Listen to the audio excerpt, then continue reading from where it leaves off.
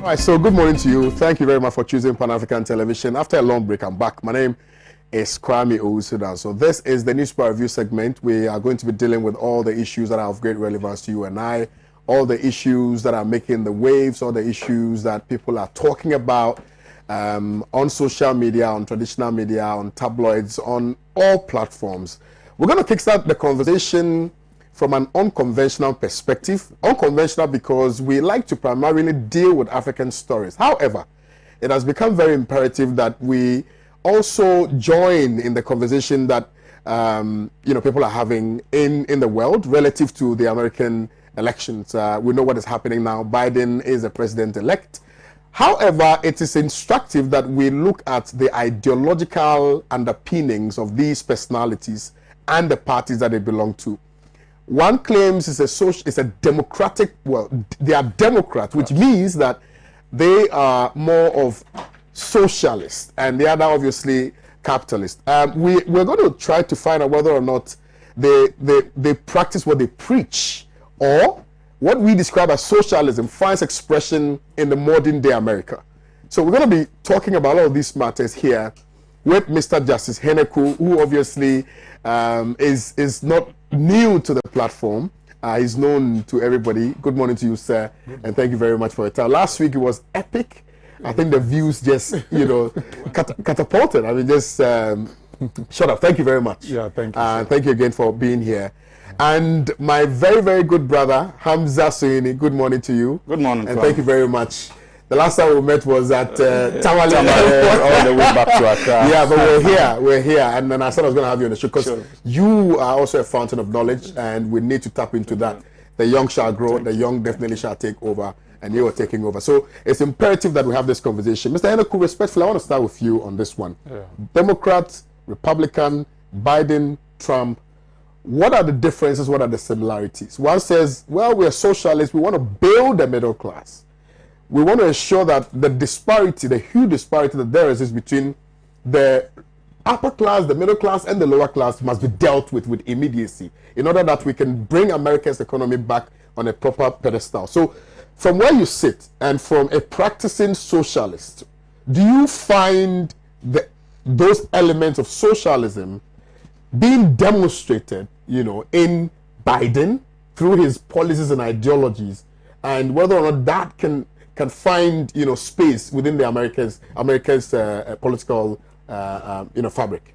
Thank you very much, Kwame. Yeah. Good morning to you. Good morning to you. You, Hamza, and good morning to our cherished viewers. My thinking or my take on the American system is a bit different. One, I don't think any of them are socialists. That's number one. Of course, within the Democratic Party, you have a progressive group which is led by Bernie Sanders, who described himself as democratic socialism. But you see, when you talk of socialism, you are not talking only of culture, you are not talking only of the legal system, you're also talking of the economic system.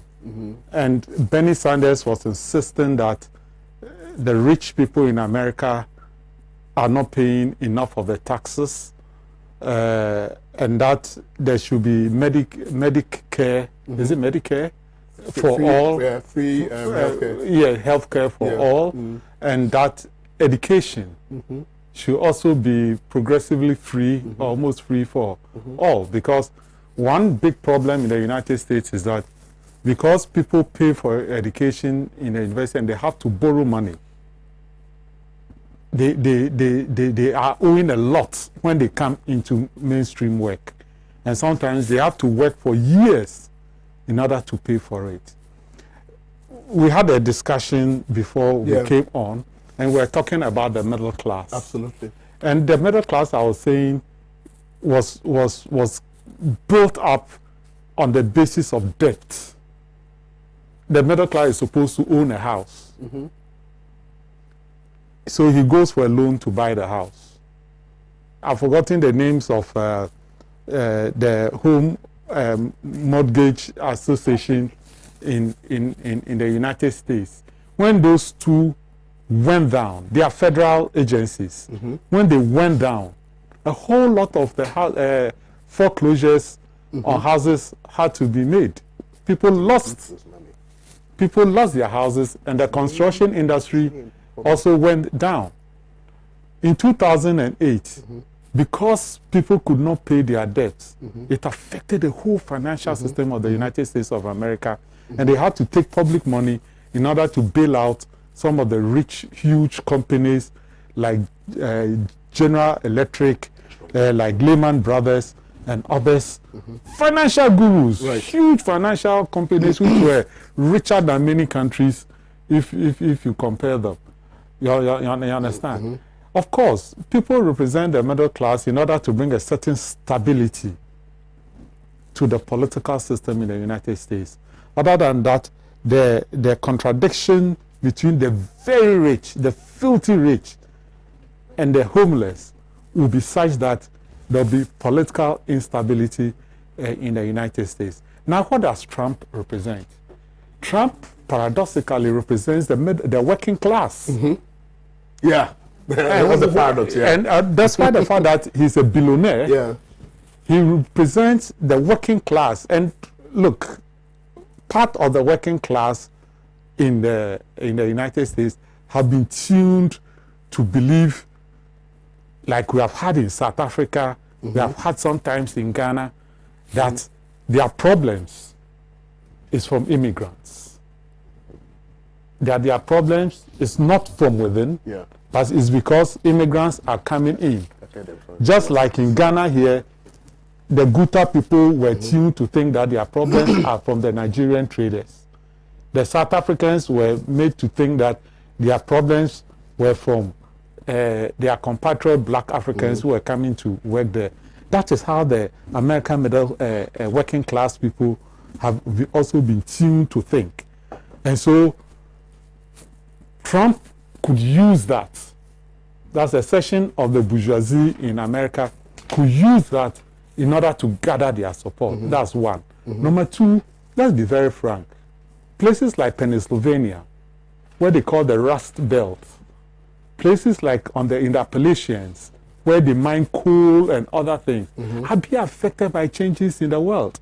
They have been affected by the Green Revolution, where they want to stop the mining of coal. They are being affected by the fact that factories are being relocated from the United States of America to China for the bourgeoisie, the big bourgeoisie, to make more profit, and for the working people to be thrown out. So when you come out with an anti-China policy, it finds resonance amongst a section of the working class. And they vote for, and that's why they voted for Trump. Let's be frank. I mean, Biden got 74 million. Trump got 70 million. Which means that he has a very strong base of support. You might look that he's politically incorrect. He's unconventional. He's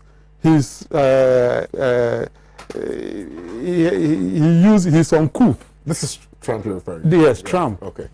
But he resonates with the base of the Americans. But that's the point of departure for me. If it did in fact resonate with the masses in America, why this defeat? You know, and that also begs the question as to whether or not indeed, if what you're telling me is anything to go by, it means that there's some semblance of socialism even within Trump, isn't it? Because from where he comes from, because you're saying that he's from the middle class, correct? So the working class. Kwame, if you look at history, some of the worst dictators and fascists were elected by the working class. Hitler came to power on the back of the working class. Hitler too espoused some pseudo-socialism. His party was called the National Socialist Party, Nazis. You understand? Germany was down, the working class people were down. They wanted a champion. They needed a champion. And so he used nationalism, the iron race concept, and rode on his back to come to power. Benito Mussolini, the same thing. Francisco Franco in Spain, the same thing. We have seen some even in Africa here. You understand? Using xenophobia, using tribalism, using all sorts of things. That is not in the true tradition of the working people. And let's be frank too, in the working people, if you read Frantz Fanon, he'll tell you that there's something called the lumpen proletariat. Yeah. And the lumpen proletariat, those are the dregs. They are the ones who are used to fight and beat up people and all those kind of things. You understand? Yes. So just by mere mention of the working class or the working people, it does not automatically mean progressive. Okay. But Biden won because there was a mobilization of the progressive left in America by Biden and others, those on the fringes, or those with special needs, the black Americans, because the policies of Trump did not resonate with the people. Trump used racism. Absolutely, and so I'm confused. If you say that it resonated with the people, for which reason, you know? I say it resonated with a section of the working class. Okay, but especially, but not all of them. That's understandable. Especially the white male. Okay, that's understandable. The white male is those who are nationalists. Yes, the white, not only national, the white male in America is frightened. Yeah. He's frightened by the seeming rise of the black middle class. Okay. Who he believes is a danger to him. Because they are used to a certain exceptionalism, a certain sense that America belongs to them. They took the land from the indigenous people, they used black Americans to build up the country, so it belongs to them, and they don't want to share it. They don't want. They talk of competition, but they don't want to compete. Will Biden succeed? Because they are being out-competed. From what you said, will Biden succeed? Will he succeed? Because from what we're hearing, the optics are clear that look, it's sharply divided. That you still have a larger chunk of the people who are death-defying supporters of Trump, and they are not going to relent ever, you know, in supporting him. And you have a section also, you know, of the people who are really in love with Biden and his policies, right? How is he going to be able to marry the two? I know America's system finds space for these things, you know, to be able to properly synergize and operate and, you know, and all of that. But is he going to succeed? I agree with you that there's Trump supporters are religiously supporting Trump. Right. But I think that a large chunk of those who voted for Biden did not vote for Biden. They voted against Trump. Yeah. So that coalition which supported Biden, depending on how he navigates his way, he can either keep it or he can collapse. He collapsed under President Obama. I mean, within 2 years of Obama coming into power, his coalition had fallen down. Congress had gone to the Republicans. Okay. You understand? Right. So I think that there's also this, finally, Biden, before I go to my brother Hamza, there's also this misconception about Biden and, you know, his outlook, his calm demeanor. People think he's just going to be a walk in the park for the most part, you know. And it's very confusing because then people don't really know him because they are just assuming that, oh, this is this guy who is always laughing and smiling and he's going to be very soft and, you know, kind-hearted and going to listen to the plights of the people and immediately address the concerns. Are they like, when people think like this, right? Do they have any basis whatsoever for thinking that because of the way the man is, his policies are going to follow, you know, that trajectory? He could have a fist under a veneer. I'm telling you, that's how I see it. Some gloves, you know, of gloves, you know. I don't know, but I think that there's a new dawn in the United States from the nightmare of 4 years. Yeah. I think they have to listen increasingly to the marginalized people in the United States. And I wish him well. Very well. Thank you very much. Mr. Justin Hildecoot there, he's a member of he likes to describe himself as a member of the CPP. I've been joined also in the studios by Reverend Dr. Walanyo Mensah, who's an economist and a lecturer at Wisconsin University. We'll be hearing from him pretty shortly. But let me come to you, Hamza. You've been following the events in the United States of America because we draw some huge lessons from, you know, their political expertise. From all that has transpired, right? What first of all will be your take on this whole process, this whole mailing system, the outburst of Trump, the calm demeanor of of Biden, you know, in responding to some of the allegations leveled against the system by Trump and whatnot. First of all, let me just get your reaction on that, and then we'll look at the other issues. Okay, thank you very much, Kwame. But first of all, good morning to our cherished viewers out there, and of course to my colleague panelists on this table. I have been a keen follower of American elections, and I think not just American elections, but to a very large extent that of the United Kingdom. Okay. And what is happening currently in the United States is not new to some of us. I think this was hugely predicted by those who are more or less keen followers as well.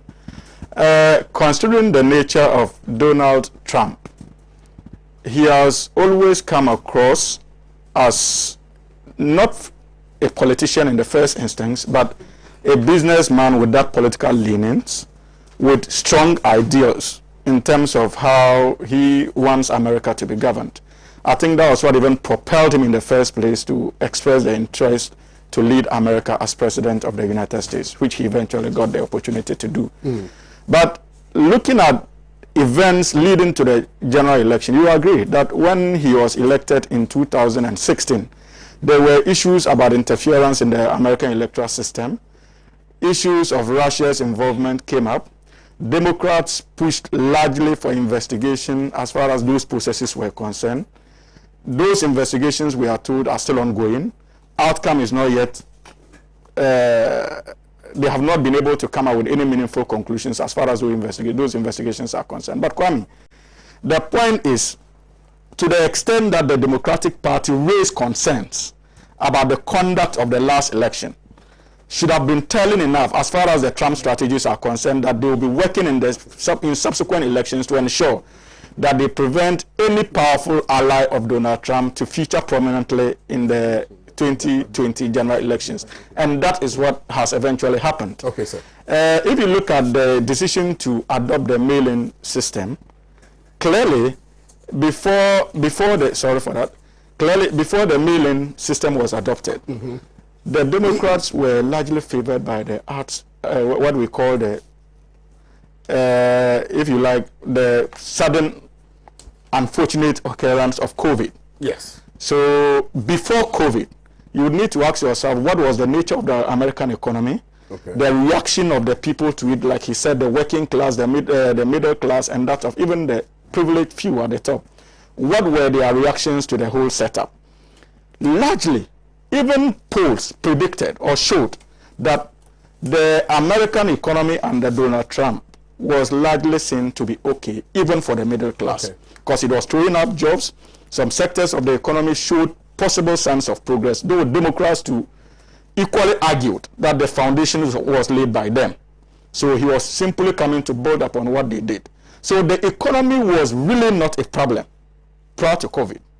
But when COVID appeared, that was when issues with the economy started coming up. And unfortunately for Trump, along the line, his racist tendencies can never be ignored. The Black Lives Matter movement exposed it the more. So you realize that the issues of concern for the 2020 election moved from the economic outlook of the American economy largely to issues of handling of COVID, its impact on overall health of the United States and that of the economy, and to a very large extent, the racial debate that has always been an issue as far as American politics is concerned. Yeah. So these two divides, people argue, change the narrative in terms of the outlook of the 2020 general elections. And people are people are ignoring the relevance of one important intangible measurement as far as governance or politics is concerned in the United States of America. And that has to do with the international standard of the United States of America as far as global politics is concerned.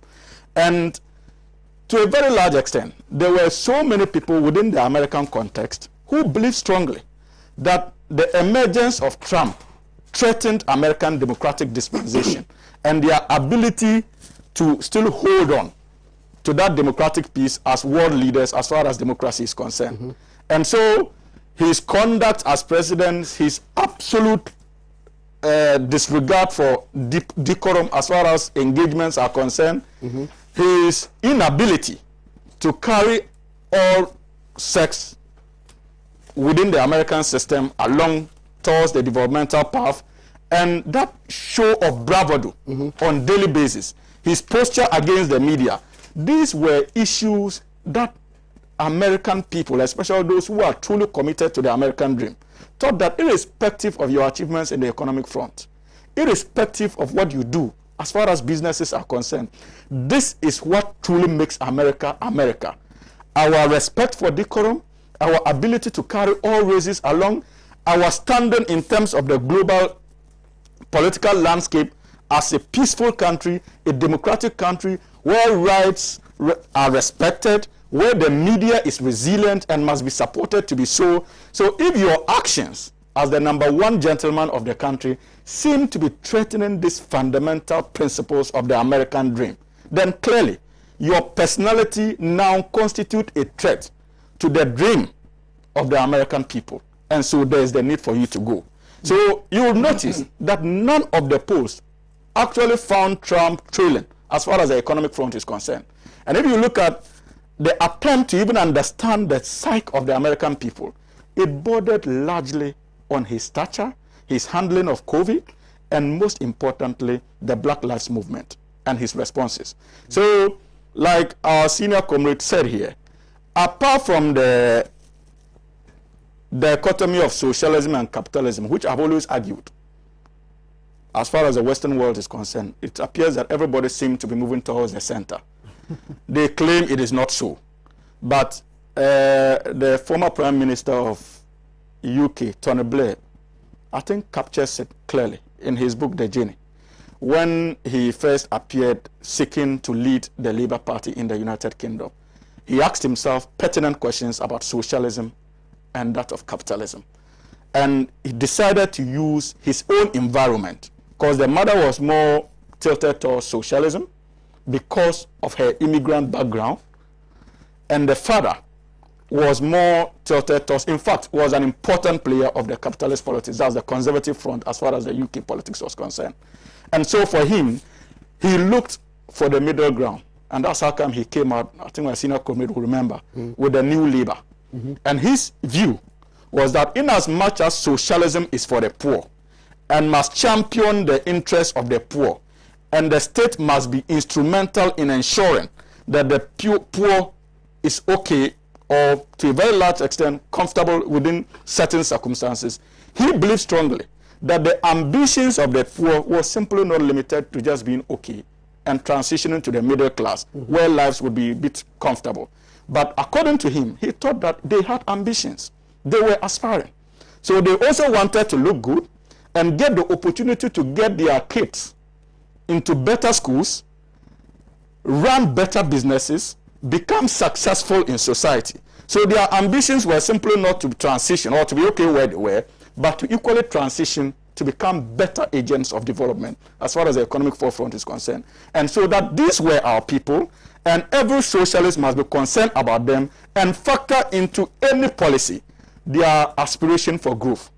And he also made the point, those who are already there were also citizens of the United Kingdom who were doing well for themselves and their families, and were also, government needed to be there for them to support them at that level, to also do what they were doing in a way that will reflect on those at the lower level of the economic scale, the base. The base. So clearly, he thought that there was a need for us to move to the center. There were some policies that were more or less socialist, he implemented. Some capitalist, he implemented. And there were people within the Labour Party who had a problem with his New Labour. But mind you, that New Labour won him victory. And I think that my senior comrade again will agree with me. That is one challenge the party I represent and the CPP must look up to. Over the years, since the inception of democratic politics in this part of our country, this country, from the Nkrumah days to date, we have had the situation where our concentration seemed to be more on the downtrodden. And sometimes there's a temptation for us to conclude or to consider those at the top as antagonistic to progress, when they can be effective partners of growth. And so you risk empowering people at the base, from the rural communities, giving them the basic community, things that they need, access to education, supporting them through secondary education. Then when they move to university levels and they are done with university, their orientation changes. Because at that point, the incentive is not more how to access basic education at their level or how to have access to free senior high school, but now it moves from that level to sustenance, how they can be useful as far as the economic outlook is concerned, how they can play effective roles in economic development. So you will risk training and grooming your support base and supplying them to parties like the MPP who are at the top and brand themselves capitalists. Because at that stage of development, their ideals of philosophies would be appealing to them. Absolutely. And Tony Blair appreciated that difficulty and said that it was the reason why the Labour Party in the United Kingdom had difficulties winning election for almost 2 decades. And when he preached the new Labour, the measure of the two philosophies, that eventually won the Labour Party victory.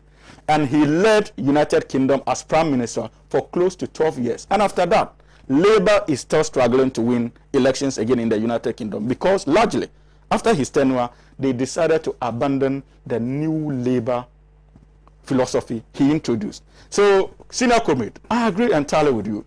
Sometimes it is beautiful for us to preach socialism or capitalism. But those of us in the mix, we hold strongly that there is the need for us to look at how we can empower the downtrodden, but not lose sight of the fact that even those who are doing well currently are citizens of our respective countries, and they may need our support too. I am not against regulation, but I am against excessive regulation. But the regulation must be such that it provides the basic needs our people on the grounds need, and also serve as an inspiration for them to be able to grow. That is how you grow economies. And so, Kwame, conclusively, what happened in the United States of America, right, you may not be able to understand the results based on the two extremes of socialism and communism. Because to a very large extent, and capitalism, and capitalism, sorry, to a very large extent, that debate was lost in this election. Absolutely. It was lost. It was lost. But you see, Maslow's theory of need captures this very aptly. I mean, health and all of those things, right? And if you look at one of the things that featured prominently in the conversation leading to the elections, it was the Obamacare, for instance, and how Trump just rubbished it, and the fact that there were testimonies, because there was a certain black woman who I think went for a presser or so, and then there was a question about the healthcare system and things like that, and then the woman started talking and said that, well, there was she had a condition, but there was the Obamacare took care of that condition. She had a phone call with Obama when she did phone banking. When Obama did the phone banking to get I think that, and there was also another one where Trump was also yes. So I mean, the policy ideas of these people, economy was performing creditably well, yes, but health is as crucial as the economy, because without health, nobody can work to ensure that the economy survives. So let's look at these and see if we can pull some. I agree with you. You see, that is not to say that we can outrightly discount the role of some of these interventions as far as the elections were concerned. Absolutely. What I am simply telling you is that if you look at the two political parties, Democrats and that of the Republicans, in one way or the other, they have both implemented policies that appear either socialist or capitalist. Obviously. And quite apart from that, you are likely to find even people within the Democratic Party who were largely against the Obamacare. We've had that. I think we recorded a number of senators who felt strongly because of their respective senatorial zones. Those policies were not popular. But yes, I agree with you. You simply cannot underrate the role health plays, even in economic development. And so I will not sit around this table and declare any investment in health or education to be subservient to any other policy of a government. Given the opportunity, these are two sectors I will privilege in terms of development. So yes, Trump had challenges because of his approach to the Obamacare. But mind you, Trump, in one way or the other, because of certain incentives he also rolled out to support businesses, small-scale businesses, or even people, entrepreneurs who were coming up and needed that state assistance. These individuals and those kind of support that came directly from the state, in a very large extent, could be viewed from that socialist perspective too. Okay. The state coming down to the level of the ordinary citizen to give support where that support is needed. Right. So, yes, these are areas we need to look at closely. But again, senior comrade, with your indulgence, we are young. And so sometimes we can forgive our excesses when it comes to the ideological debates. But I would be very happy that as a country, we begin moving towards a situation where we can fine-tune our policies to reconcile issues of compassion and aspiration. Compassion in the sense that, yes, those who are down there and are not doing well need the support of the state. They need the state to intervene in terms of healthcare. They need the state to intervene in terms of access to education. They need state intervention in terms of what do we call it, agricultural inputs and stuff like that. But these are issues, or even housing. They need the state's input in terms of housing. So these are compassionate measures that states must endeavor to introduce. Absolutely. However, we must also understand that those aspiring are not enemies of the state. They are citizens of these respective states, and they equally need the support of these states. So we must begin working towards a situation where we can reconcile between that state's ability to be compassionate to those who are down there and the state's responsibility also to support those who are aspiring. If we are able to strike that balance and reconcile the two, trust me, then we would have been successful in our march towards economic liberation. Okay, so essentially what you're saying is that the continuing survival of capitalism is as a result of the fairness given it by socialism. So they implement socialist policies and they think they are helping anybody. Right, okay, I get your argument there. Let me say a special good morning again to you, Dr. Walana Mensah, and also bring you into the conversation. What do you have to say in respect of the American elections and the two ideological backgrounds of these people, and whether or not Biden will succeed? Thank you very much, and good morning to fellow Africans. Yeah. And my senior officers right here. Right. I think personally, I must commend you for doing a great job. We've been monitoring all your programs and how you really carry out yourself. Thank you. That shows that there is hope for this country. Thank you. Just to contribute, I think my senior men have said it all. But then I want to look at it from this angle. Okay. We are in the era of globalization and development. Right. And in this era, you realize that it's a knowledge-based economy. So in this knowledge-based economy, internet plays a crucial role. The media play a crucial role. Both print, electronic, play a very crucial role. So the dynamics of voting and politics has really changed. International politics has really influenced and affected the elections that we've seen in the US of A. And I think that the choices that the people have made might not necessarily based on how they feel within America, but how outside world feels about them, in which they may be in the position of correcting certain misconceptions about themselves. So it's welcoming. We really need to do a research, a post-election research, because all that we are all saying is personal opinion and personal views. Absolutely. So a thorough research must be done in order to fathom what has really gone wrong. But then, all right. Yes, all right. But then on the more serious note, I think the Americans are in the best position to determine who leads them. And every country, for that matter, Ghana, should also be in the position to know what is good for us. So they have made their choices, even though it's not yet over with not fully certified results. And so we are believing that by tomorrow or Wednesday, the whole world should be able to calm down. Now, there are issues that have really affected America. When the president decided to withdraw aid to that of World Trade Organization, World Health Organization, and even including UN.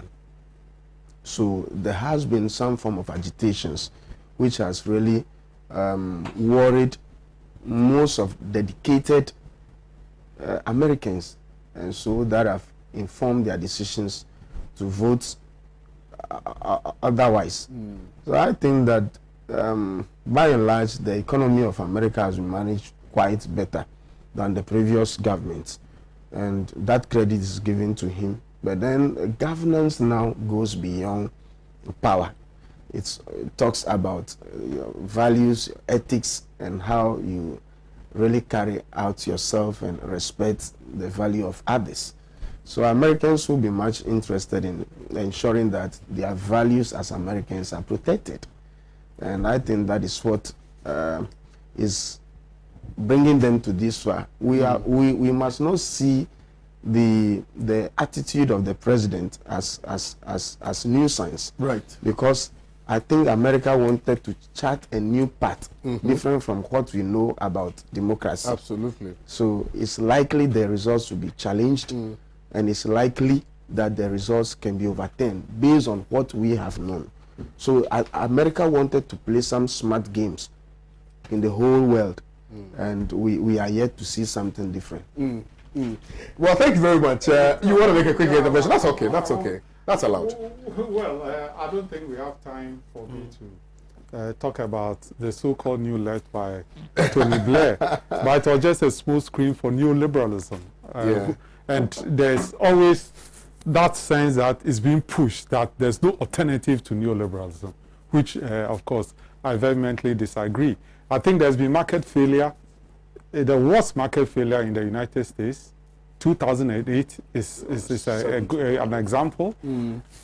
The rise of Trump and his fight against China was the fact that America was losing in the competition against China. You understand? So he had to put up protectionist walls.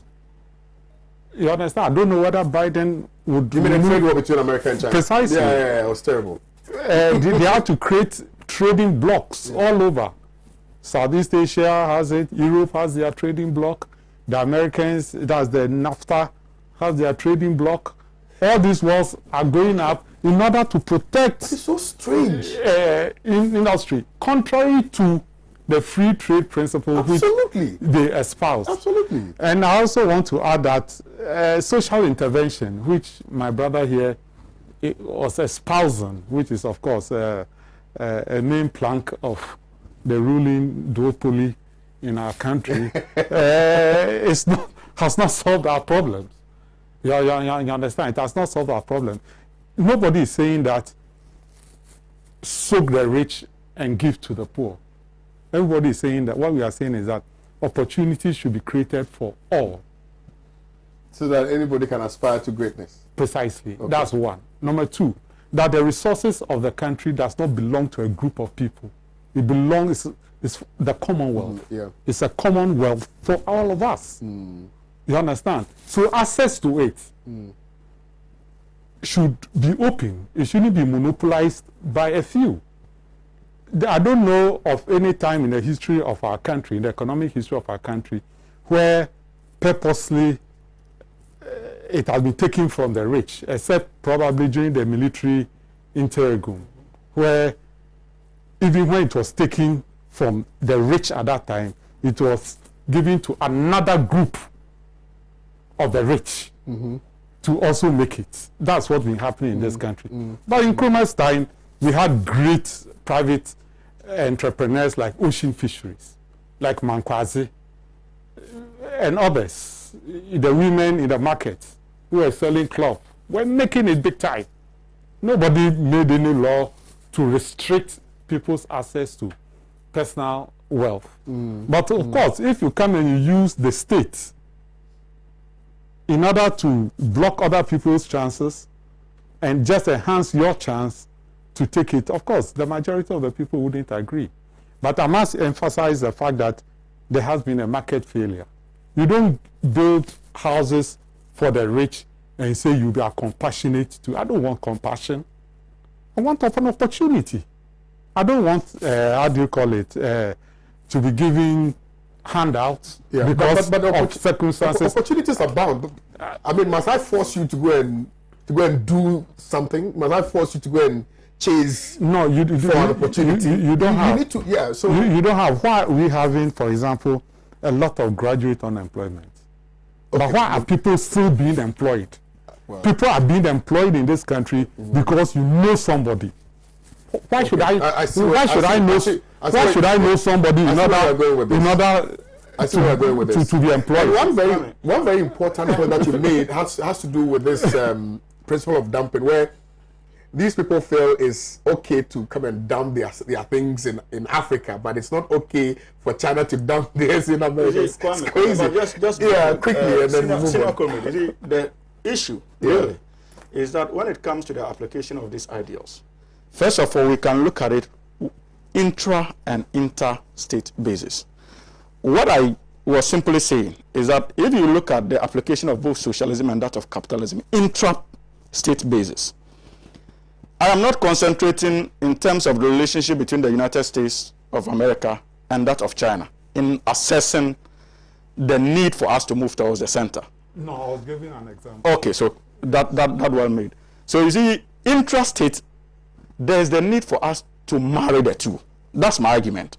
And I'm saying that in terms of compassion, it is not simply dishing out handouts to people who are out there. And I say so because, look, if you go to some of the some aspects of the northern regions, the people do not have access to water. They don't have access to electricity. They don't have access to motorable roads. Schools. Irrespective of the opportunity that you think you create, these things you have created as a government, these things are not there. The only way for you to create that opportunity is to extend these interventions, I don't even call it social interventions, deliberately to these people. It is not a private company doing it. It is government deliberately engaged in the provision of these amenities to those in the deprived communities.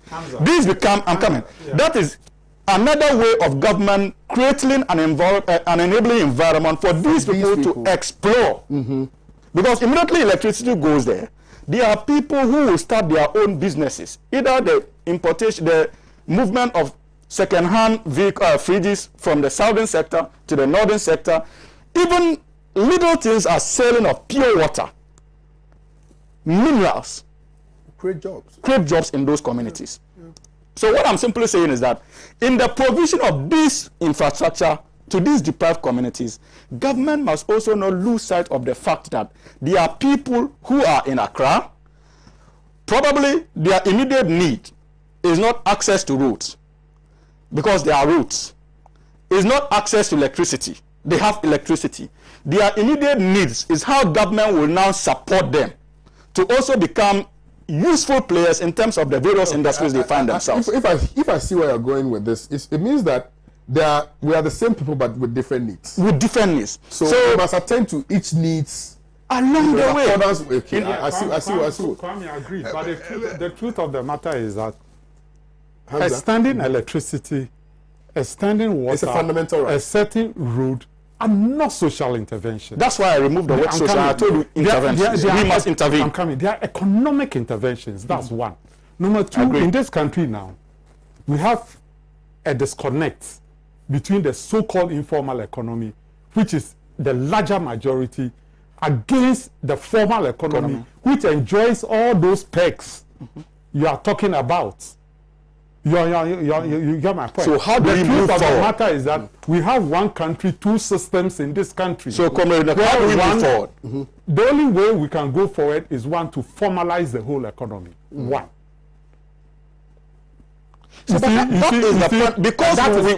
intend to formalize the economy, must we hold whatever is happening already in developed sectors of the country?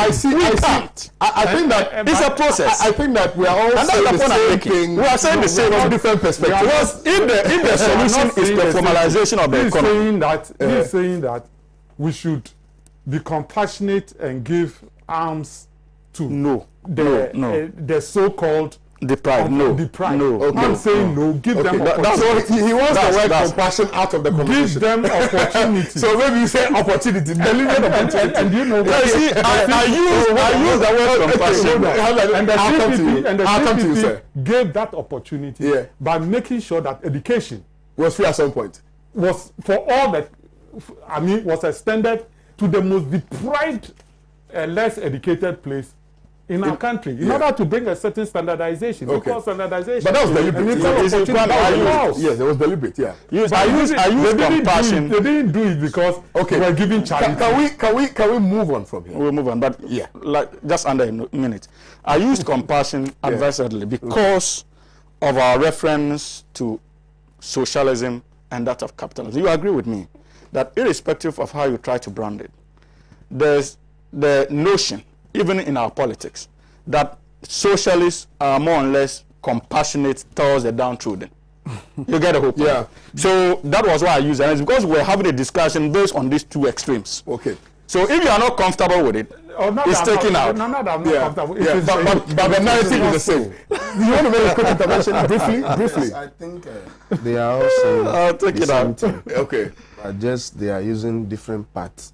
Okay. The bottom line is that there are basic essentials of life that every government is supposed to provide for its citizens.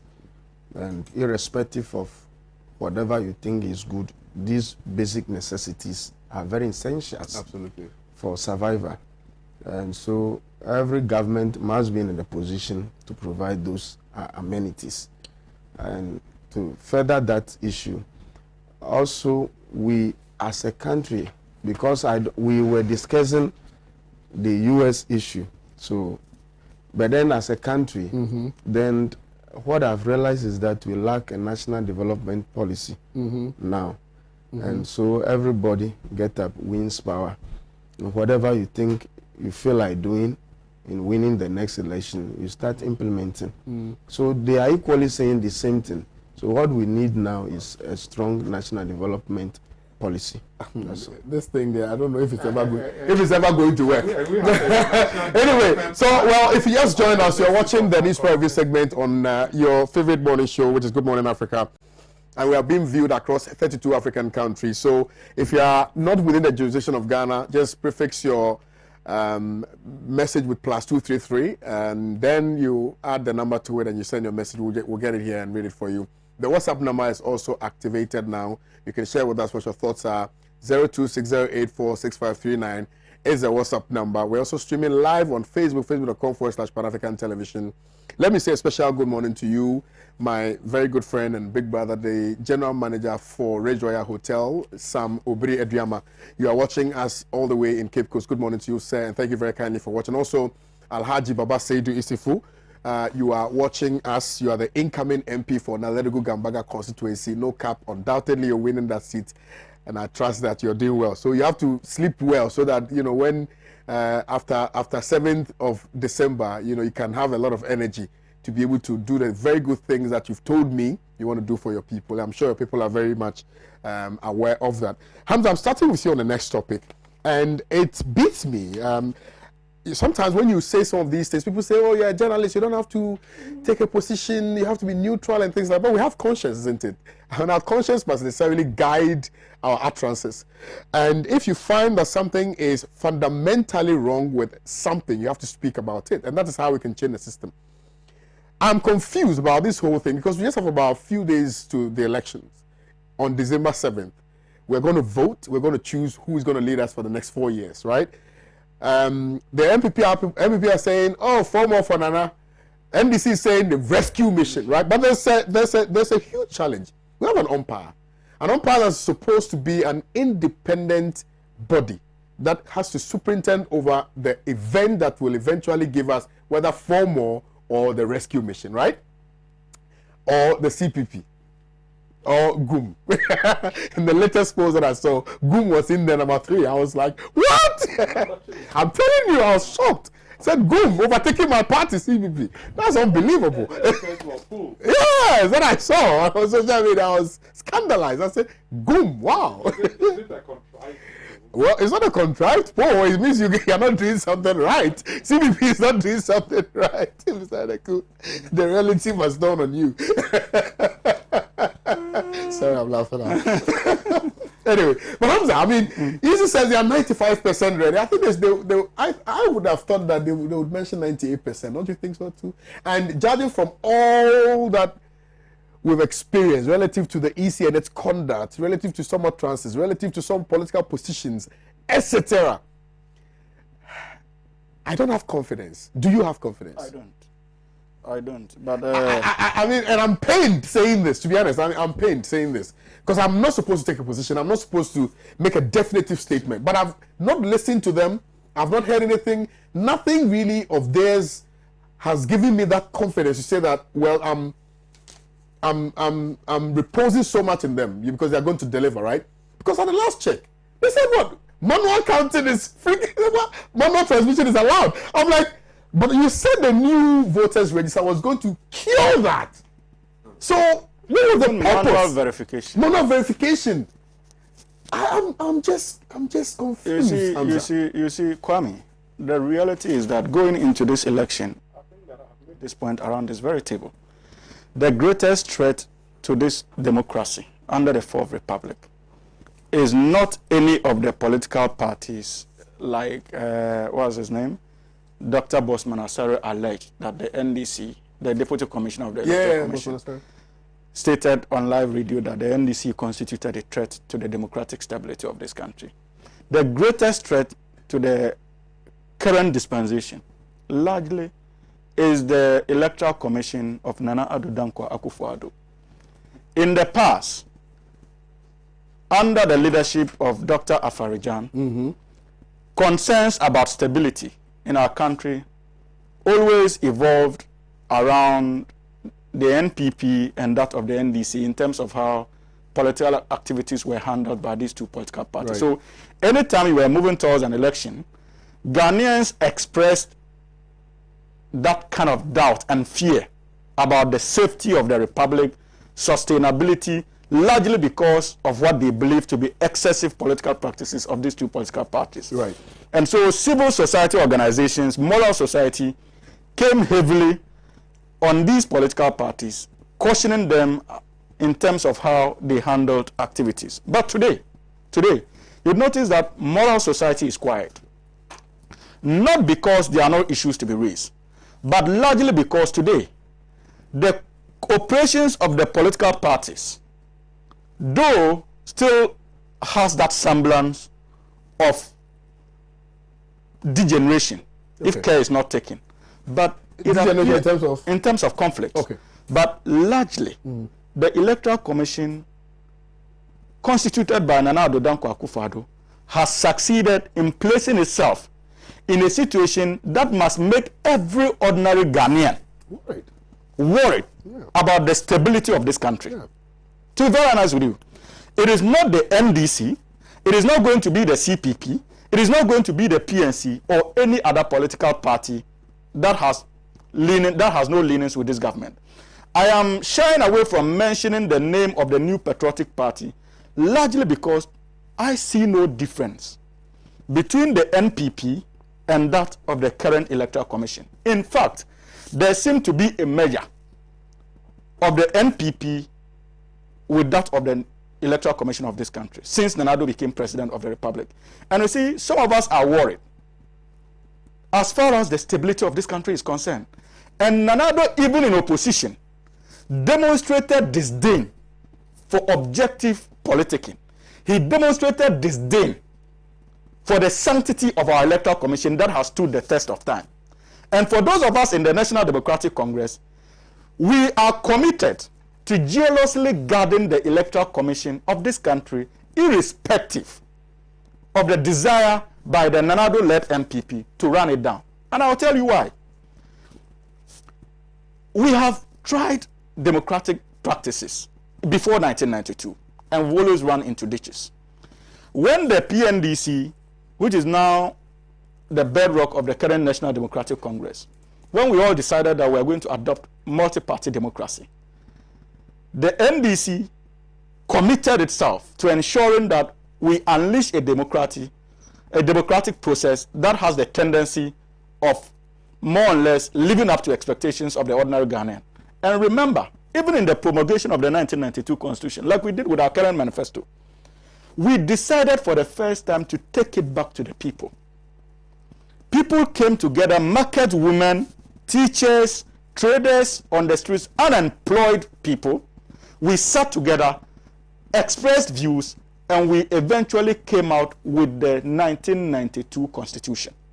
Remember again that the Nanado-led MPP then, he was an instrumental figure of the MPP politics then, boycotted the processes that led to the promulgation of the 1992 Constitution. Yeah. When we did, the NDC didn't stop there. If you look at the NDC anthem, that's why we said, we shall build a stable democracy. From victory unto victory, the NDC shall build a stable democracy.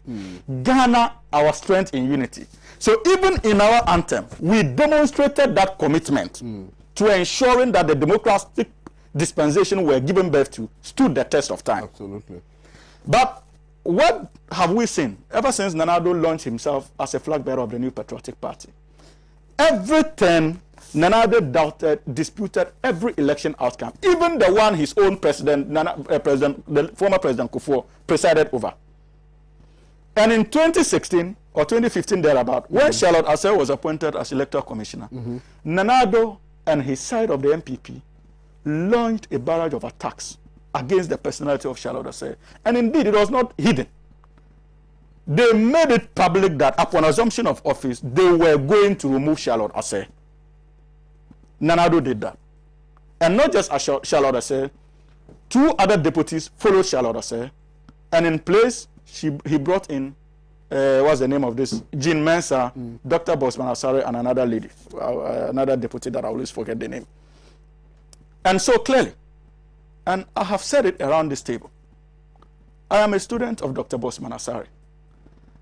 I can confidently declare that as his student, he's always been sympathetic to the MPP, even at the time he was elected at University of Ghana. It's not hidden to anybody who sat through his class. So his biases are known. So it is not the current interviews that are exposing him. And you see, like you said, when they appeared before Parliament yesterday, the Electoral Commissioner was simply being evasive. If the reasons behind the new voters register had to do with issues of suspicious verification, and you spent millions of Ghanaian cedis, millions of dollars, to get us a new register, and just about a month to the election, we are now being told that you cannot guarantee the workability. Effectively, that was what she was saying, of the biometric equipment. And so there is the likelihood, or you have manual verification as far as the processes are concerned. What are you doing? Again, you remember that when we went through the registration process, facial recognition. It wasn't there. Exactly. How is that issue? There was no facial recognition. When we went to register, So where is the facial there was recognition? no facial recognition.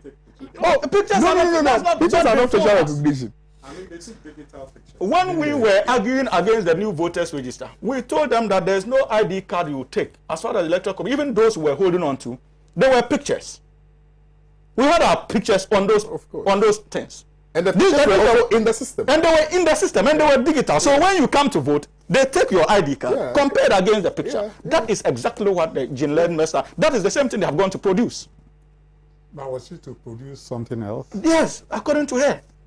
There was supposed to be a system for facial recognition. So that, because if this my phone locks right now, Mr. Eneku, let me. If I pick up my phone, you see, it won't open. See, it won't open. But when I look at it, see, it's open. it opened. I see. So that's the. So that was the facial recognition they spoke about. Yeah. It was not there during the registration process. And you see, Kwame, you agree with me again that when parties were engaged in the process of the registration, our agents were there. They took names, generated ID numbers of the ID cards that were given to the registrants as data for party use. That was how come the Ashanti Region NDC realized that there was something fishy on the Facebook wall of the Electoral Commission when they woke up one morning and all of a sudden the figures in Ashanti Region had gone over the roof. and we challenged, and the Electoral Commission had to come and apologize. Now, we took data with ID cards, numbers, moved out of the registration centers. All of a sudden, we are told that the Electoral Commissioner, the Electoral Commission led by Jean Mensah, is out there issuing out ID cards to people. At midnight? At midnight. When we inquired, we were told that, oh, there's no need to worry. We are not even doing it in one particular district. It's across board. Because we realized after the registration process that some of them had duplicate ID numbers. And you didn't deem it appropriate to revert to the various political parties who are taking data with ID numbers as evidence of what as evidence of what had happened in the registration process. Now you've gone behind them, you are changing ID names, and the data the various political parties were holding, probably with the exception of the MPP, would have had ID numbers. That clearly was taken out by the EC because you had gone to print new things, which we had no data of. So on the election day, what would have happened? Quite apart from that, we were told that they were going to take about 30,000 people out of the compiled register. And yet the EC was reluctant in making available the list to us. Now we are being told that the list will be made available. Looking at the time frame, probably my name is not supposed to be on the list of those who will not be allowed to vote, the 30,000. If you release your list and my name is on it, do I have enough time to challenge your outcome? When we know that since the inception of this Electoral Commission, you have been engaged in a litany of errors from the onset.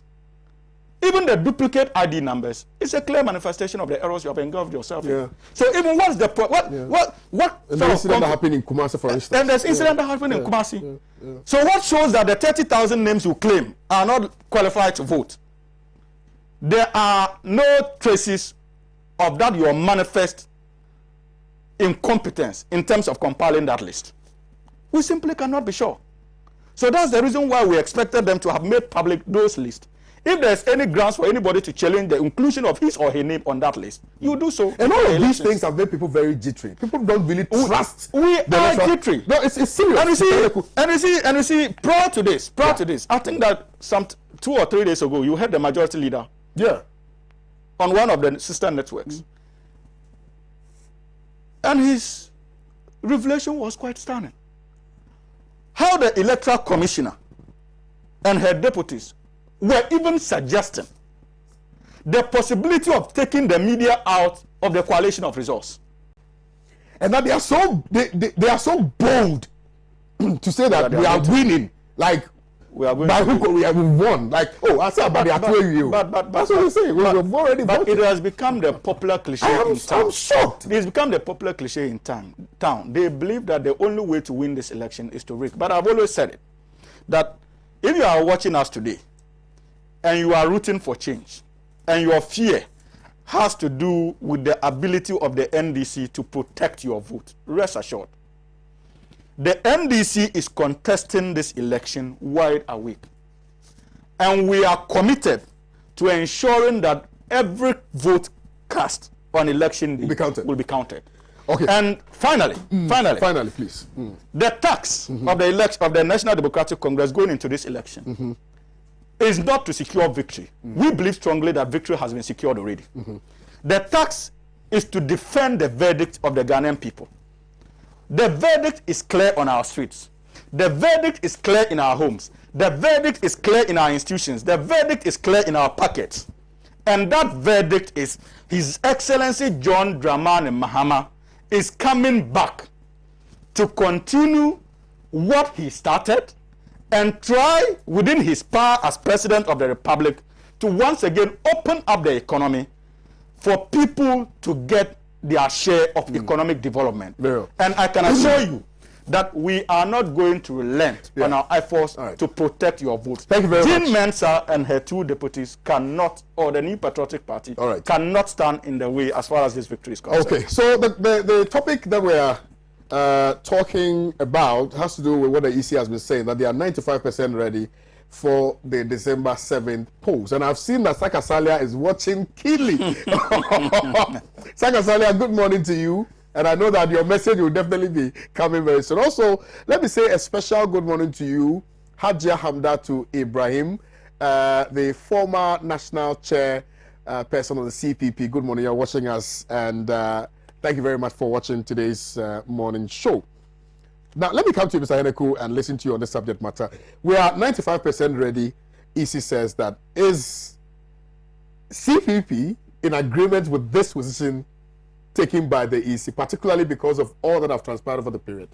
Well, I must say that we are a bit skeptical about what is happening in our country, that's the CPP, because we believe that there has been an institutional failure in our country. It's not only the EC which has failed, which is incompetent. Plenty of the institutions of state in our country have failed. Indeed, Ghana can be termed to be almost at the brink of a failed state. No institution works in this country. And so if it is just about competence, then I have my doubts whether the EC or any other institution in this country, whether it's the police, whether it's the army, whether it's a public service institution, whether it's the civil service, are any better, as far as efficiency, as far as readiness to even give us good governance is concerned. With the view about individual members, I beg to differ a bit. Okay. That I have been a CPP man is a fact. But when I worked in the public service, my office was open to all Ghanaians as the public service code insisted or instructed.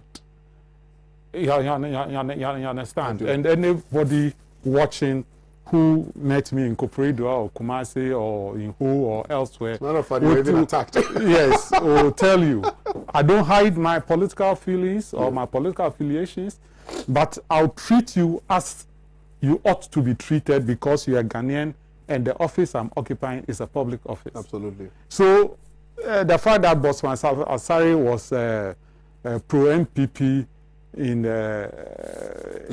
Legon is neither here nor there. Okay. The most important thing is his work as at now, in the here and then. But you've listened to him? I'm coming. You're coming down. In the EC. Okay. What is his posture? All right. What is his demeanor? What does he say? How does he project himself? What he ought to understand that office does not belong to his father or his uncle or his family. It belongs to all of us. And so posture, demeanor, and everything should be such as is in the public service, not as is subjective, as what you think. It's not a matter of what you think. You understand? And that is very important. And that doesn't go only for him personally. It also must go for almost every public officer and civil servant in this country, including political appointees. Because as soon as you become a political appointee and you are paid with the taxpayers' money and you are occupying a public office, you are not serving that parochial group of people who propelled you into that office. You are serving the whole of Ghanaians. And that is very, very important if we are to make sure that our country is efficiently run. But as far as the EC's readiness is concerned, they say so. We saw how they handled the registration. It was far from perfect.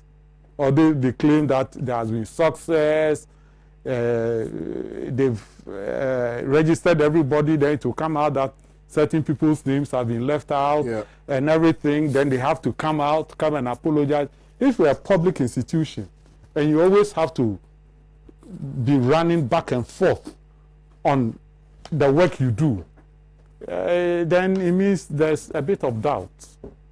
You understand? I believe that we should all insist that the right things must be done.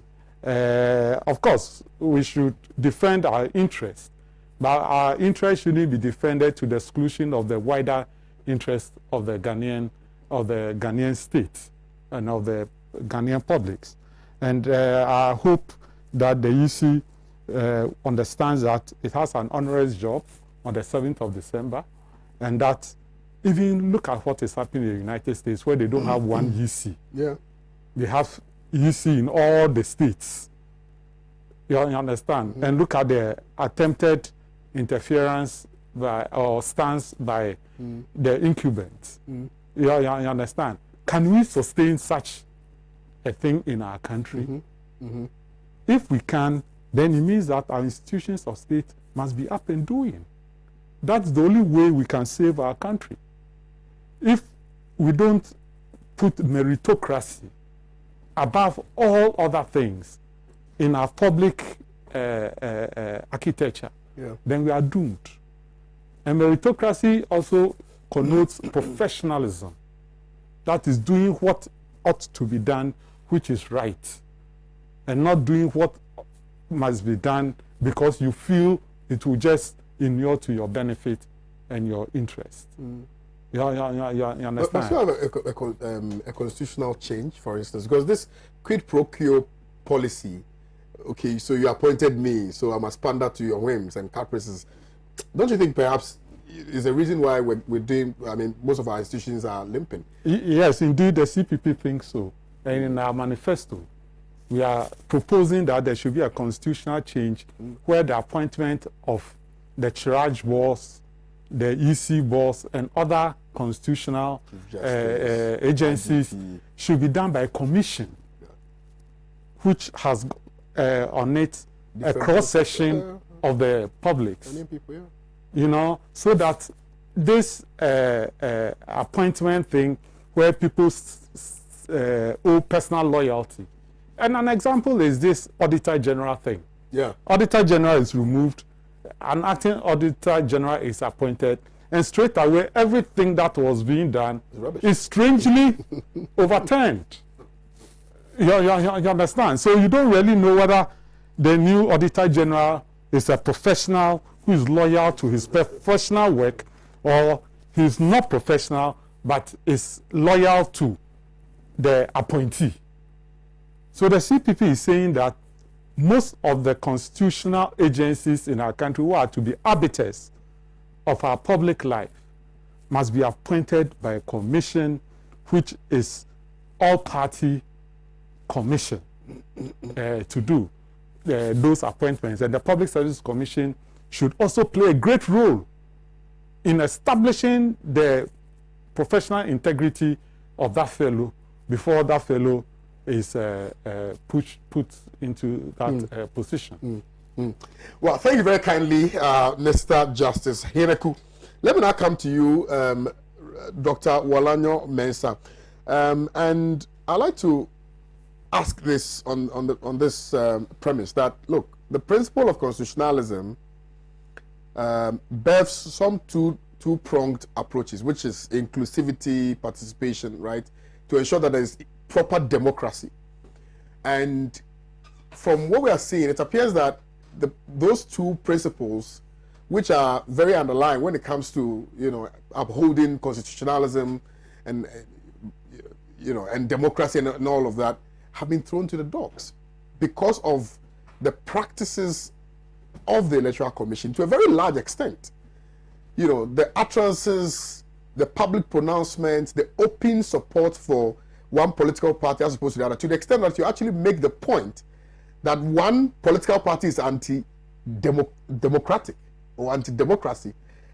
You know, it doesn't find expression in logic. So if you look at where we've come to as a nation, how far we've come, the blood, the sweat, the tears of our forebears, how we've handheld ourselves, how we have, you know, walked, crawled, flew, whatever, to get to this point, right?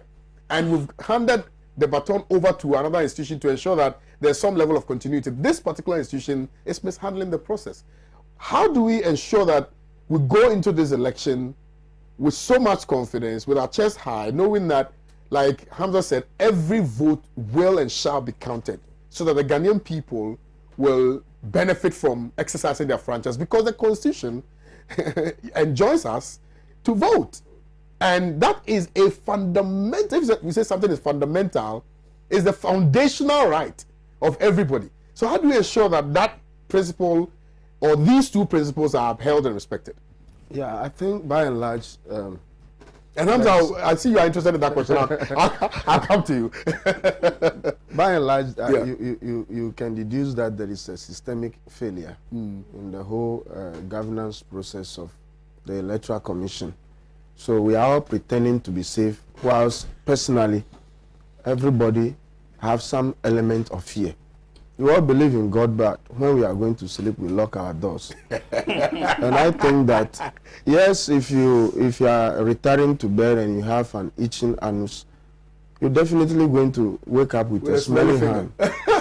So I think we are all pretending. We need to call a spade and not a big spoon. Yeah. The posture and the attitude of the Electoral Commission has not been a professional one for some months now. I wrote an article when the Electoral Commission wanted to go into a new registration that is a necessary evil. One, in the sense that if we insist at the end of the day, if the election goes bad, they'll come back to blame Ghanaians that we foresee a danger, a problem, but you have prevented us. And now if we also give them the green light, the go ahead to organize a new voters register, it's a recipe for disaster. So at the end of the day, look at the taxpayers' money, the quantum of money. It's like the money is not coming from our own pockets, so we don't really feel it. The quantum of money that we have used for this whole exercise could have built about 5 fully fledged universities for us. So we are not setting our priorities right as a country. So that is why I continue to say that we have lost the sense of patriotism and nationalism. So we don't have a clear-cut national development policies. So everybody wins, and whatever pleases you, you start implementing. And the politician is always thinking about winning the next election, not winning the heart of the Ghanaians in totality. So I think Electoral Commission could have done far better, because everybody is now living in partial fear. So they could come again, because I was amazed to have heard that we could have returned to a manual system. 4 weeks to election. Upon all the monies, the resources that we are pumped into this whole exercise, I was shocked and surprised. I don't think these current leaders will be able to take us far if we have really not called them to order. They may plunge this country into chaos and anarchy. Because when you look at the state of our security and peace and stability, I was actually going to come to that. We really have there's a school of thought that says that there's a school of thought that said that this particular administration started on the footing of intimidation. You know, so we cower everybody into submission, so that whatever it is that we do, you don't have the balls to come and challenge us, because we'll come after you. So everybody is quiet. Everybody's just watching. You know, sitting aloof, unconcerned, and watching. So I wanted to actually come to that. Yes, and say that it is perhaps one of the reasons why people largely have been very quiet in respect of this Electoral Commission matter. Because it appears that, well, they are embedded government, everybody's afraid of government, therefore, we are refusing to comment on it. Yes. When the Owusu West Wogan by-election happened, some of us went together with the other political parties on that demonstration, and were attacked as NDC, straight up. So any voice of dissent is seen as anti-government, and if you're anti-government, they'll come after you.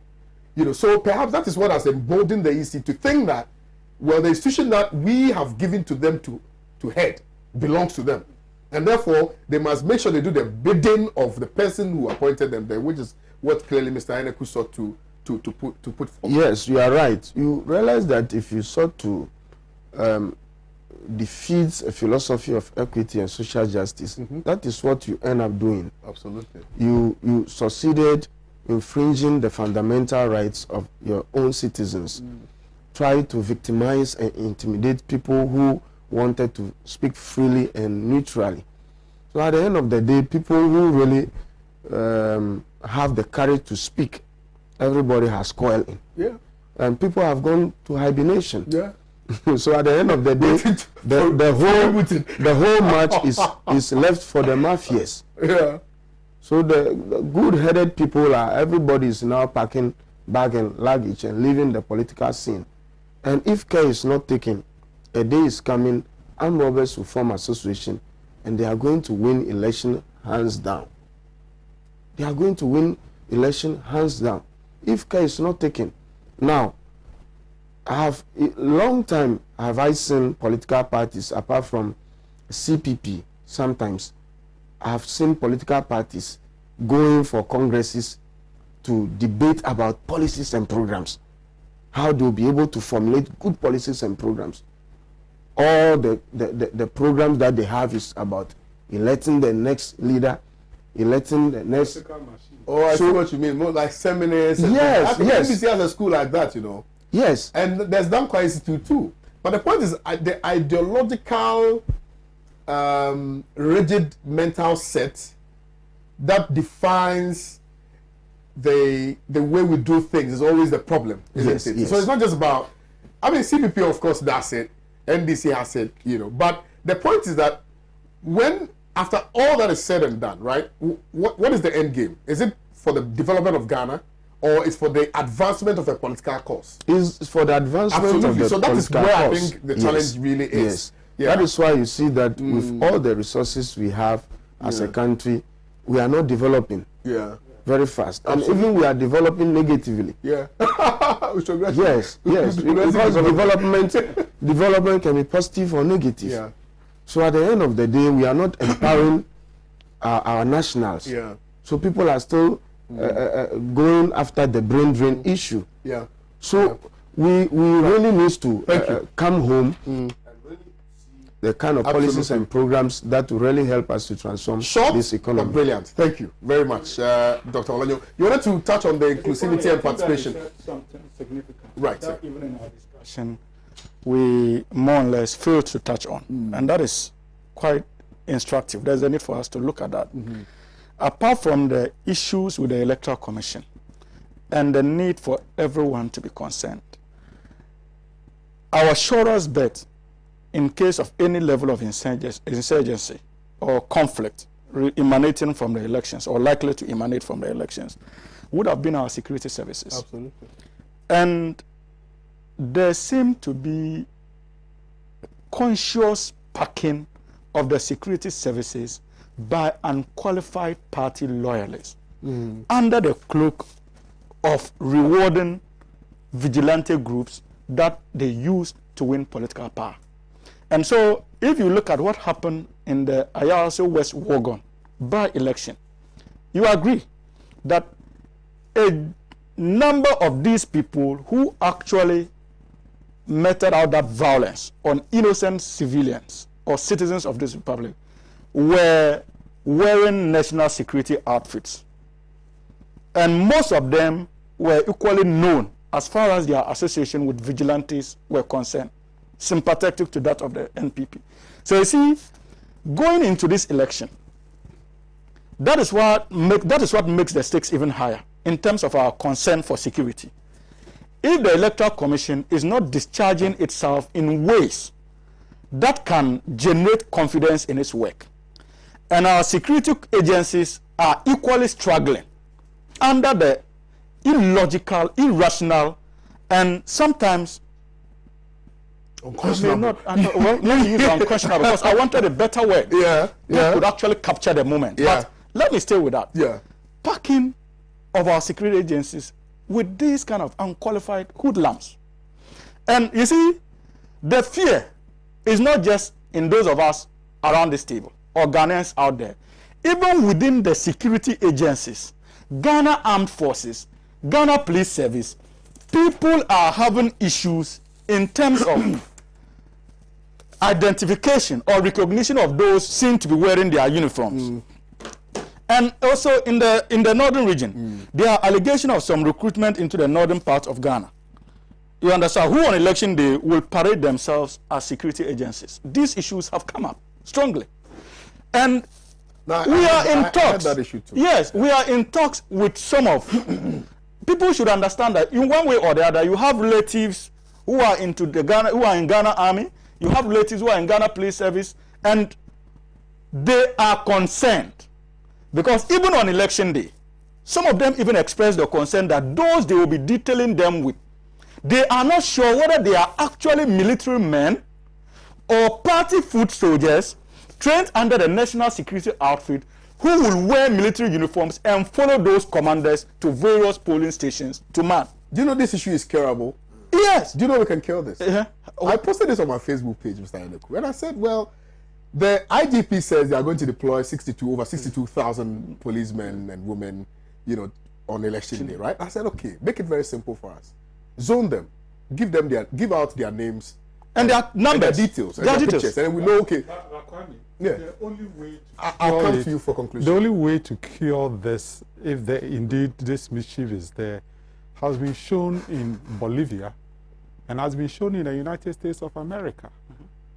When there were attempts to give us a different version of what is happening, people came out onto the street and said that all votes must be counted. So people's power was shown. We'll come to that. I mean, the bulwark of defense. That's a different setting. But I think that we can cure this even before it happens. We are not going to. Yeah, the point is that you have come out to say that you are giving. And you see, people 62,000. Policemen and women out, and I said, give us the details. And you see, I mean, there's some kind of reasoning when it comes to Nanado and his unholistic desire to retain power that every citizen must appreciate. He doesn't mind sacrificing anybody on his way to achieve that dream. But Kwame, the good thing is, we know our electoral laws. If you go to a polling station and you see security officers who are not supposed to be there, you are under obligation to defy their orders to you. Citizen arrest, you can arrest. You get it? You are under obligation. So, Mr. Haneku, trust me, we are not going to wait until they come out with suspicious results. We are committed to taking measures at the polling stations level. But how do you even know that the policeman is not supposed to be there? That's the question. That's what I want us to address. But what I'm saying is that the democracy does not belong to the NDC or to the MPP. The democracy belongs to all of the people of Ghana. And so is why political parties like yours. And so it is up to the people to make sure that the right thing is done. That is number one. Number two, let's be very, very frank about this whole thing. You think the policemen, some of them are not suffering? You think the soldier men, some of them are not suffering? Don't you think that within them they see those who are making it for whatever reasons and those who are not making it? And so there's no unanimity about the support for just one political the issue is not the support from the military or Ghana police. If people are not talking, there are those talking. That's how can we have access to this information. They are concerned is that they are likely to detail them with people who are actually not policemen or military officers who are party tax, only given uniforms to wear and follow commanders in the Ghana Armed Forces. Let Mr. Adeku make his point and then you conclude your story. Like Doctor said, we are in an information age. And the ruling class, or let's say the ruling regime, has been able to capture a large section of the media. And so it tells us or gives us propaganda, the narrative shapes it, etc., etc. But people still, other information, alternative information, counter information also filters in. That's right.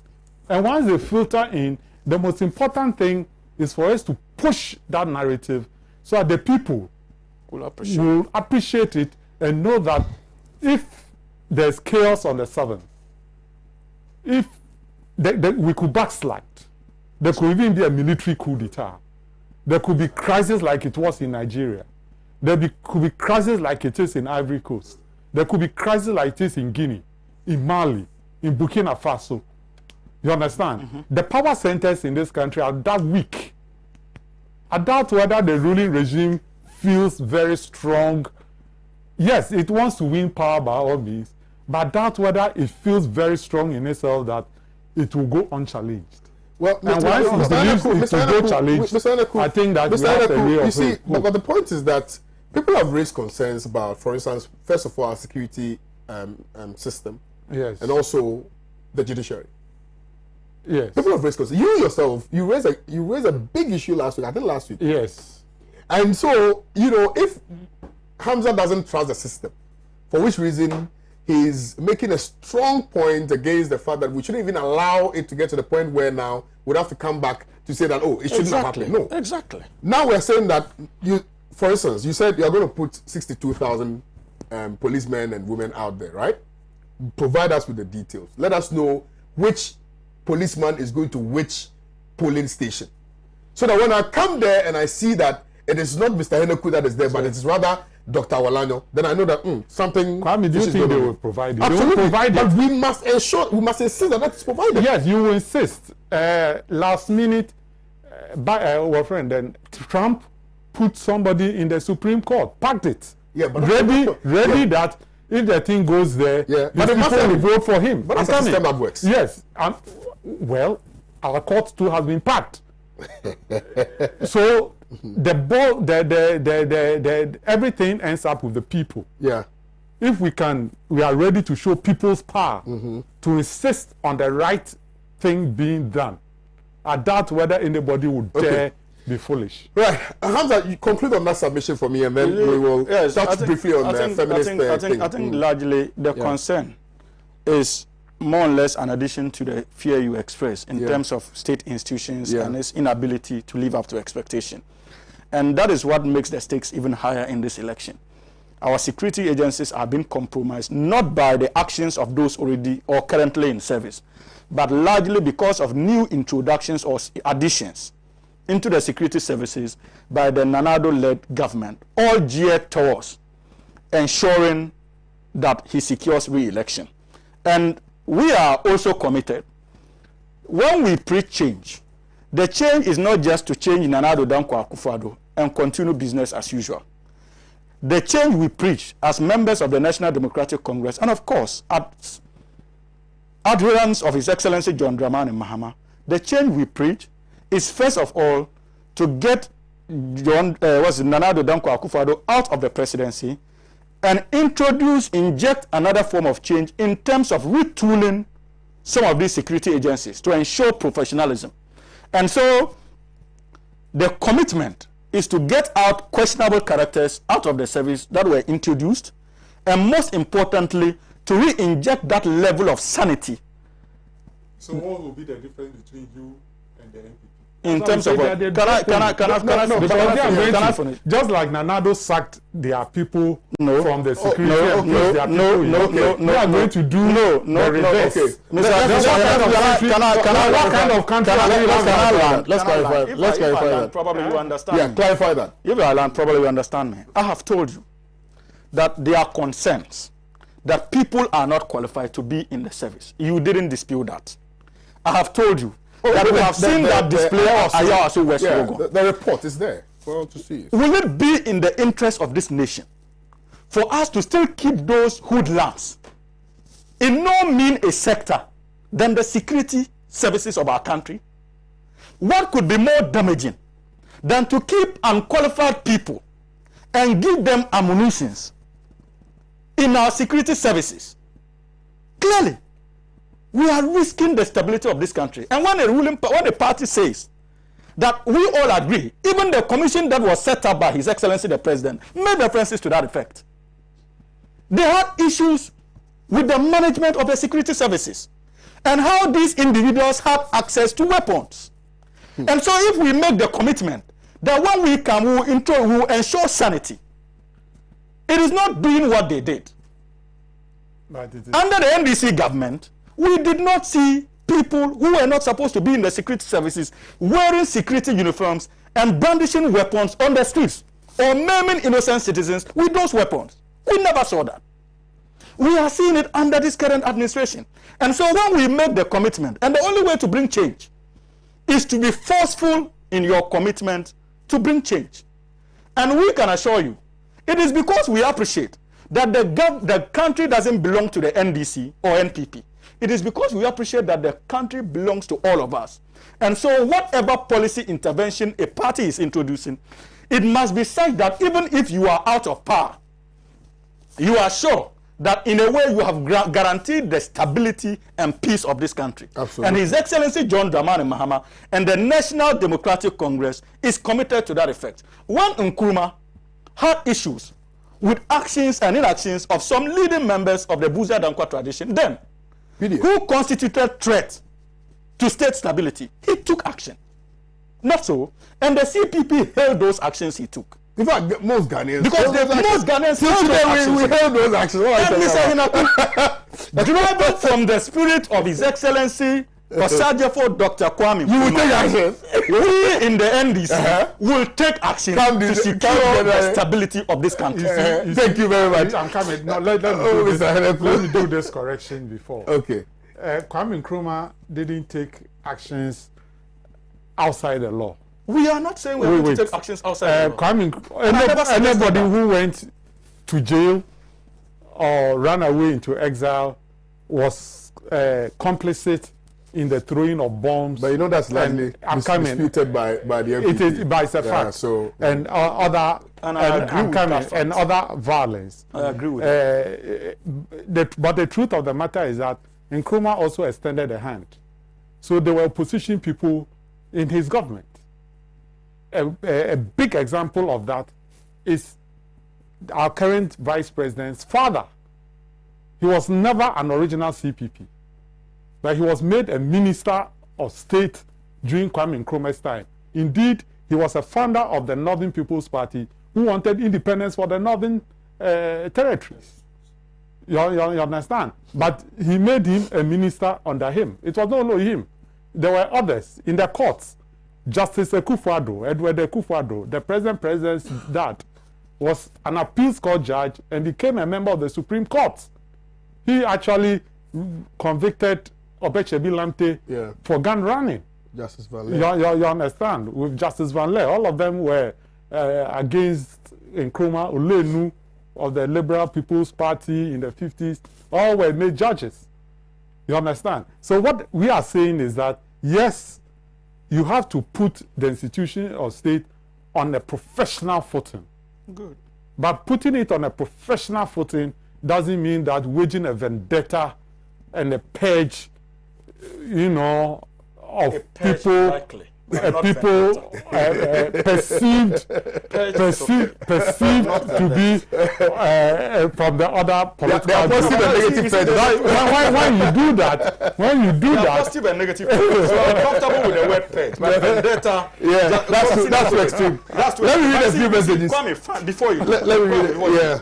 I just want him to appreciate that when it comes to this father for all attributes, His Excellency the late John Mills, and that of John Dramani Mahama manifested hugely. And so rest assured that with His Excellency President Mahama as leader of the National Democratic Congress, he will never take any action contrary to the rules of this country, and he will not push vendetta as far as cleansing of our state institutions to get it to be professional is concerned. Thank you. And remember again, that even under His Excellency John Dramani Mahama, non-businessmen sympathetic to the politics of the New Patriotic Party had support to get their businesses running. Quite apart from that, that is a manifest desire to support Ghanaian, irrespective of your Ghanaians. I'm not sure that's ever going to happen again, because that fund is present in the report. Yes, in the report, and I'm sure you will revisit your. I'm sure. I'm just manifesting our when he made references to what Nkrumah did in terms of bringing everybody on board. That was the NDC did say, and I'm simply telling him that he can rest assured. Maybe there were certain things we did in the extreme, consumed by the holistic desire to get Ghana moving as a unit.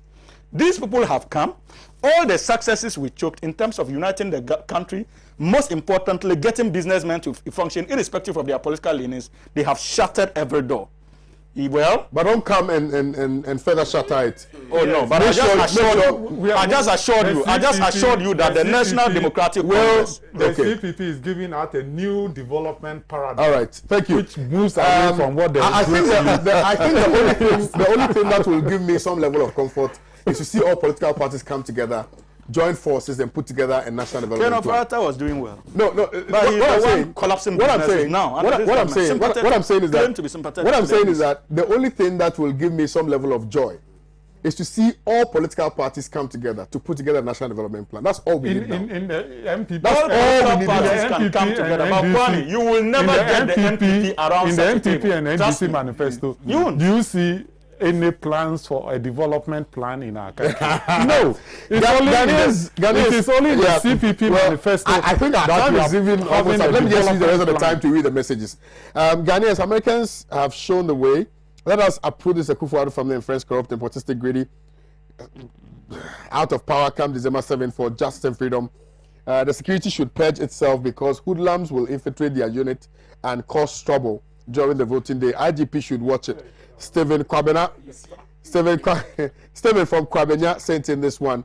Now, this one also says, please, there is not going to be any father for all. Otherwise, some of us will change our mind and vote for CPP.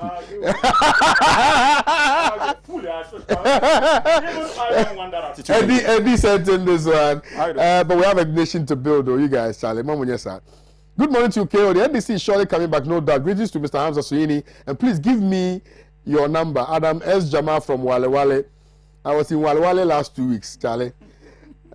You had fun.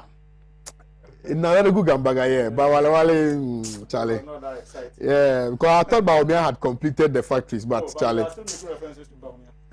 I thought the factories were there so I could go and enjoy some pure water. But when I went there, there was nothing there. Baumia is struggling in this government. Even Baumia is struggling.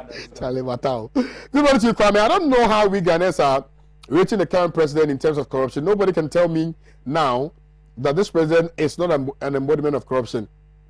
The tag of incorruptible president should be thrown to the dustbin. From Johnny in Adenta. Good morning to you, KOD. Joe Banson from Akropon says, kudos to Pan-African TV and the Good Morning Show. Great and knowledgeable panel for the day and an informed host. I equal to all of you. God bless you. God bless you to you, sir. This one also says, sir, please, I'm a military man. Can you keep my identity so I can give you more information about the military when it comes to this election? No panic messages.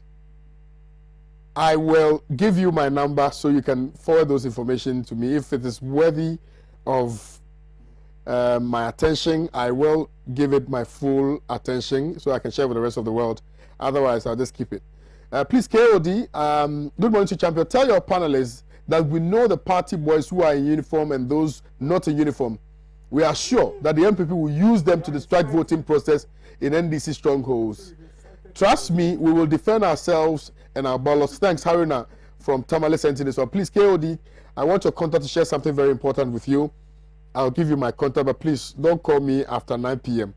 You guys have been calling me after 9 p.m. It's not good. Eh? Family time. Yeah, it's family time. Mustafa from Wulensi says, good on to KOD. History will repeat itself by voting out Nanado government just like the US did. This one also says, please, I'm asking, are we in America or Africa? I guess no. Why are we always talking about America? Why not talking about Africa? I'm Benjamin from Ashaman, Roman Down. Benjamin, I don't know if this is the first time of watching the show, but we were not just talking about America. We're looking at ideological differences and the imbalances and balances that there exist within the political fabric of the United States of America and what lessons we can draw from there as well. So it is not just talking about America. It's about the lessons, socialism, capitalism, neoliberalism, and whatnot. Those were the things that we were discussing. I'm not sure you were following the conversation. If you did, you would have really made some notes today. KOD, greet your panelists for me. They are very intelligent, but my special regards to Hamza. Indeed, Hamza is good. Good morning, Haji from Tamale. I must admit, Chala have been defeated. The guy is very good. Good morning to you. In fact, all the NDC, all what the NDC man is saying is true. I'm watching you live from Abuaso Kwabre, East Zongo. Ayu Farouk in Tamale North says, good morning to you, KO. The EC chair and the deputies must be arrested for uselessly wasting the taxpayers' money for undecidable exercise. What has changed today? And they have turned up to use. They are saying they can use manual verification system in the coming elections. Good morning to you, Kwame. Thanks for the good work you guys are doing for Mother Ghana. Please tell the CPP man, Mr. Heneku, to be cautious with his choice of words in respect of what is likely to happen when the mandate of Ghanaians is stolen.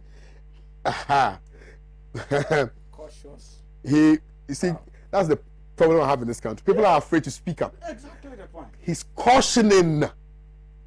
If somebody is cautioning you, is admonishing, advising, telling you that we need to do. Why? Haven't we seen coup d'etats in this country before? Is it new? We've seen coup d'etats in this country before, and the material conditions that led to those things happening are fundamental. I mean, probity, accountability, unequal distribution of the spoils of the state, injustice. Masa, what are you talking about? Yeah, Ghana for which at the end. Come on, okay. What can they do? Fear. And that's the intimidation I'm talking about. So what you come? But what he said really, he didn't incite anybody. He didn't say anything. He only said that we must make sure that the systems otherwise the people I mean revolt. And it's just a caution. It's happening. It's happening everywhere. It's happening everywhere. We saw what happened in Nigeria. So, even in South Africa. So what is happening in Lakodi?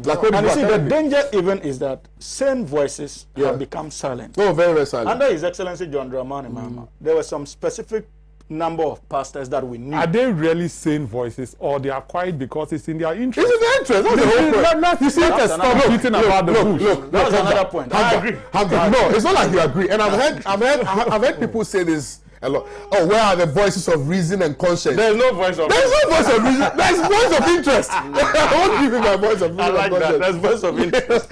Good morning to you, Kwame. So the NDC rally show. We the NDC in Ashanti region are ever ready come December 7th. We will meet them boot for boot. Khalid from Kumasi sent in this one.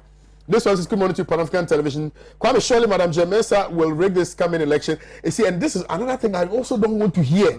What do you mean by the rig election? Yeah, go and vote and protect your vote. I don't want to rig it. From Amos in our same for so, it will be an interesting election. See, Mukra when it will talk be a no, nobody will fight. We don't have time to go and fight. If the my time is up. Security cannot protect me. I have to protect myself and the ballot.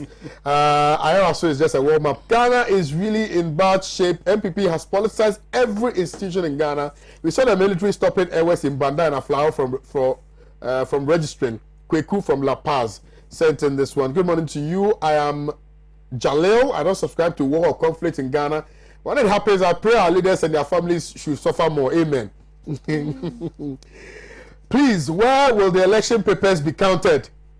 Where do they normally count them? Polling stations. At the polling station. At the polling station there, no. So by 6 p.m., everybody should be there to monitor the counting. That's all. We cannot afford to endure 4 more years of MPP's rule of lawlessness, insecurity, violence, corruption, arrogance, selective justice, dishonesty, incompetence, etc. Let's kick them out. Asanko from Santa Maria sent in this one. Why is it that I've not received a message from Mad Lion in Hafashidiem in a long while?